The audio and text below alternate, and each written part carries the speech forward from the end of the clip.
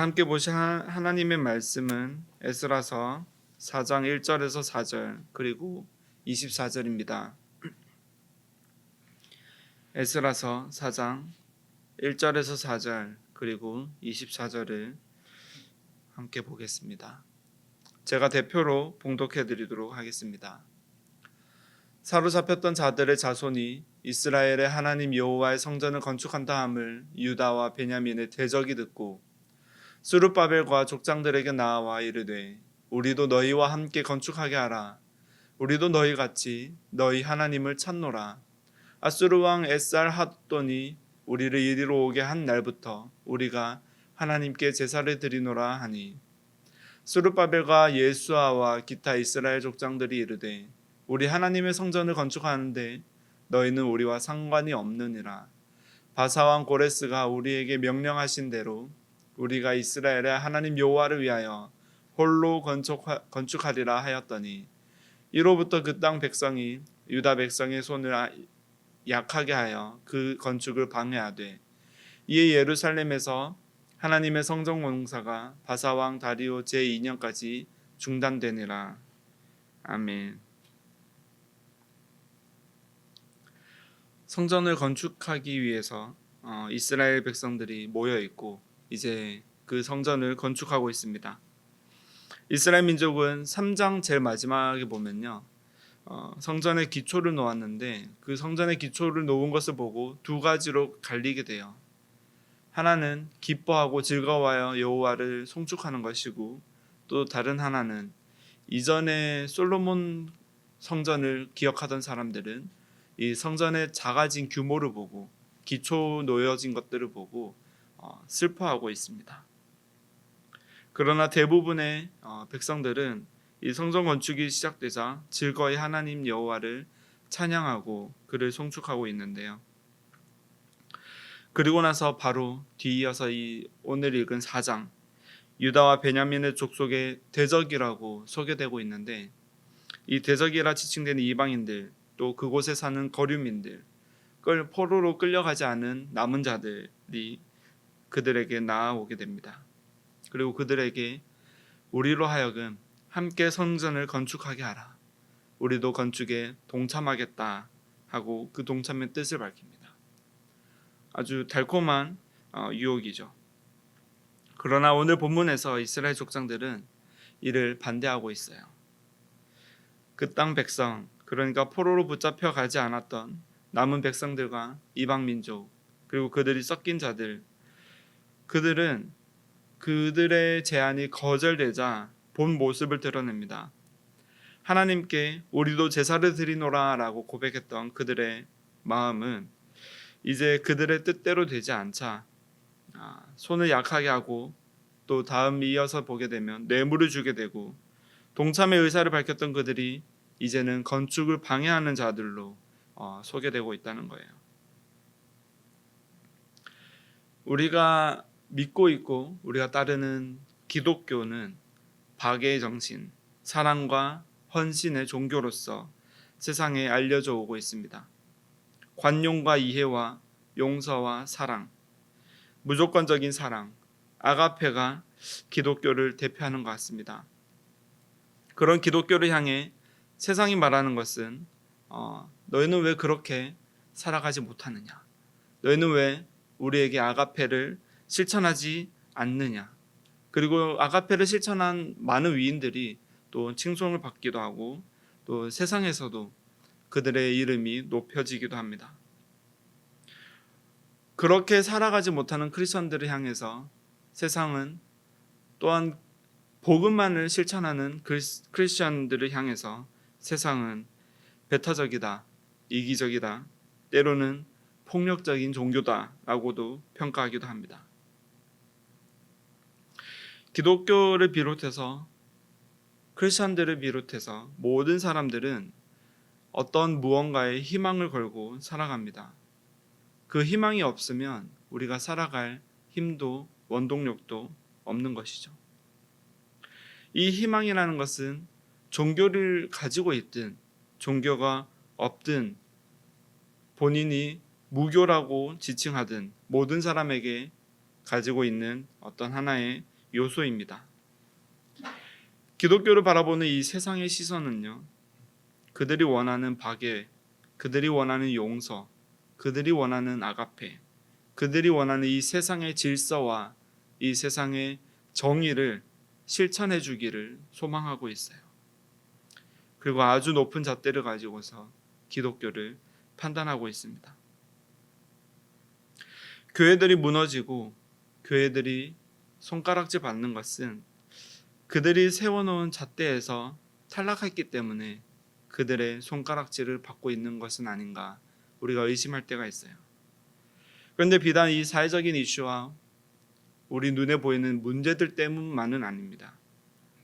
오직 전도의 이유로 그리고 다른 종교를 포용하지 않음으로써 그리고 기독교에 우리가 믿는 오직 예수를 선포함으로써 그 배타적인 모습들을 향해 세상은 기독교를 향해 손가락질합니다. 이렇게 세상이 원하는 기독교가 있습니다. 세상이 원하는 종교가 있고 세상이 원하는 신의 모습이 있고 세상이 원하는 예배가 있고 예배의 열심이 있습니다. 종교를 가진 자들의 삶에 대해서 세상은 계속해서 판단하기 원하고요. 그들의 모습대로 그것을 끼워 맞추기를 부단히 노력합니다. 그러나 이곳에 하나님이 원하시는 하나님의 백성이 있고요. 하나님이 원하시는 성전 건축이 있습니다. 성전을 재건하라는 하나님의 의도는 이스라엘 민족이 이제 모두 힘이 빠지고서 이스라엘 민족이 포로 생활을 지나고서 이제 우리가 할 수 있는 것은 없구나. 우리 스스로 왕을 세우지도 못하고 우리 스스로 나라를 건설하지도 못하고 이전에 하나님께서 우리를 인도하신 그 시절을 떠올리고 있는 그들에게 이제 하나님의 은혜로 말미암아 오롯이 하나님의 능력으로 말미암아 오롯이 하나님의 사랑으로 말미암아 우리가 하나님을 바라볼 수 있게 되었구나 하고 나아오게 하신다는 것입니다. 그것이 성전을 재건하게 하시는 하나님의 의도입니다. 교회를 주시고 성령 하나님을 우리에게 보내신 우리 그리스도의 마음은 우리가 마땅히 죽어야 할 그 자리 십자가에서 스스로 죽으신 오직 그분의 보혈만을 힘입어 가난한 마음으로 주님만 찾기를 원하신 그분의 의도입니다. 세상을 향해서 우리가 어떤 박애를 보여주거나 세상을 향해서 아가페적인 사랑 그리고 헌신 그리고 우리의 용서를 보여줌으로써 우리가 이 세상의 소금과 빛의 역할을 하도록 하신 것이 아닙니다. 세상이 원하는 기독교와 하나님이 원하시는 하나님의 백성의 길은 분명히 다릅니다. 가만히 들여다보고 있지 않으면 우리는 깜빡 속아 넘어서 비슷해 보이고 세상이 원하는 대로 사람들이 칭찬하는 대로 우리가 기독교를 세우길 소망하게 될지도 모르겠습니다. 하지만 분명히 그 안에 있는 본질이 다르고 그 안에 있는 진리가 다른 것입니다. 오늘 본문에서 성전 건축의 모양만을 보고서 성전을 건축한다는 그 소식만 듣고서 달려든 이방 민족들은 이 성전 건축에 대해서 자신들이 참여하여 본인들이 살고 있는 땅에서의 지속성에 대한 당위성을 얻으려고 한다거나 정치적인 이유로 이를 이용하려고 했을지도 모르겠습니다. 어떤 이유에서든지 간에 그들은 성전을 재건축하려는 이스라엘을 향한 하나님의 뜻과는 상관없이 자신들의 유익으로 인해서 그 성전 건축에 참여하려고 했던 것이죠. 그리고 그들의 본 모습은 그들의 제안이 거절당했을 때 나타납니다. 건축을 방해하는 자들로 돌변하는 것이죠. 이스라엘 백성이 성전 건축에만 만약에 몰두했다면 성전 건축하는 것이 그들의 목표였다면 분명히 그 제안은 달콤한 유혹이었을 것입니다. 성전을 지을 노동력이 더 생기는 것이고 그들의 자본을 얻을 수 있을 것이고 그곳에 포로 생활 70년 동안 그곳에 살고 있는 자들의 압제 속에서 그들의 핍박 속에서 조금 더 자유로워질 수 있는 길이 될 수도 있었을 것입니다. 그러나 스룹바벨과 여호수아 그리고 이스라엘 백성들은 그것을 거절했죠. 그 거절의 이유를 성경이 우리에게 알려주고 있지는 않습니다. 그 거절의 이유가 과연 바사왕 고레스의 칙령이 그들에게만 내려졌기 때문에 정치적인 이슈로, 그리고 그것을 두려워한 나머지 그것을 거절했는지, 오직 하나님께서 그들에게만 명령하신 것으로 믿었는지, 아니면 가나안으로 들어오게 하신 이스라엘 백성에게 가나안 민족을 모두 몰아내고 너희 하나님만 섬기라라고 했던 그 가나안 입성 때의 그 시절을 떠올리며 모세와 여호수아의 그 법령과 율례들을 기억하며 오직 하나님께 그들 스스로 나아가기 위해서 그 마음을 모았는지, 그것까지는 우리가 알 수 없지만 분명한 것은 그 가운데 압제가 있었고 그 예배와 그 성전 건축에 대한 입장이 분명히 달랐다는 것입니다.